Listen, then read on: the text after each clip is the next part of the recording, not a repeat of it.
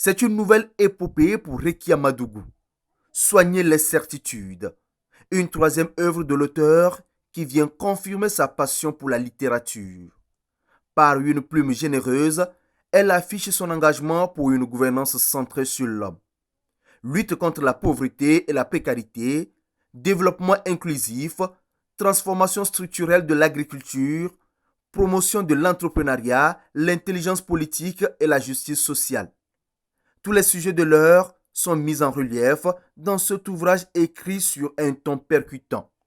L'auteur livre manifestement à la jeunesse et également aux décideurs africains les paramètres saillants des défis auxquels ils seront confrontés, s'ils ne le sont déjà, dans un avenir proche. Soigner les certitudes, c'est l'intitulé de l'opuscule, avec un sous-titre révélateur, dialectique d'inclusion et du minimum humain en Afrique. Soigner les certitudes, c'est un prologue, un épilogue qui respectivement vont planter le décor et le lever. Décor d'une conversation transdisciplinaire, vous le verrez, riche de réflexions et de données empiriques dans des domaines particulièrement pointus.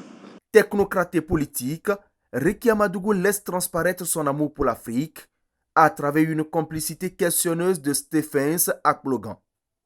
Elle s'insurge contre les faux clichés et évidences construits autour du continent noir. Pour l'auteur, il est nécessaire d'écurer les mentalités car, selon elle, l'Afrique n'est pas ce qu'on veut faire croire qu'elle est. C'est un titre qui tacle les préjugés. C'est un titre qui s'attaque parfois à des idées erronées que des gens s'amusent à développer contre notre continent et parfois même contre nos pays. Ce qui est important et ce qui compte, c'est vraiment de bâtir des nations justes et prospères où la croissance est inclusive, c'est-à-dire équitablement partagée. Comment pouvons-nous aujourd'hui espérer, par exemple, des emplois pour la jeunesse, pour les femmes? Comment pouvons-nous espérer des fruits et des revenus de croissance si en amont, on n'avait pas été intégré à la production de cette croissance? Et c'est tout cela que j'explique à travers l'approche de développement inclusif, c'est-à-dire ce développement qui, à la base, ne laisse personne en rade. Une place de choix est réservée à l'économie dans ce livre. Dans un esprit analytique, l'inclusion financière a été décortiquée. C'est à juste titre qu'un panel a été animé sur l'apport des finances dans la promotion de l'entrepreneuriat. Les analyses et propositions ont permis au gouvernement de tirer des éléments pour la mise en œuvre de l'axe 1 de sa politique générale. Cette politique générale qui est structurée en 3 points, naturellement, a pour premier point l'inclusion et l'harmonie sociale. On ne peut pas faire mieux que d'être au cœur de l'ouvrage qui nous rassemble aujourd'hui, encore une fois. C'est-à-dire que le sujet dont nous avons débattu jusqu'à maintenant est un sujet d'actualité.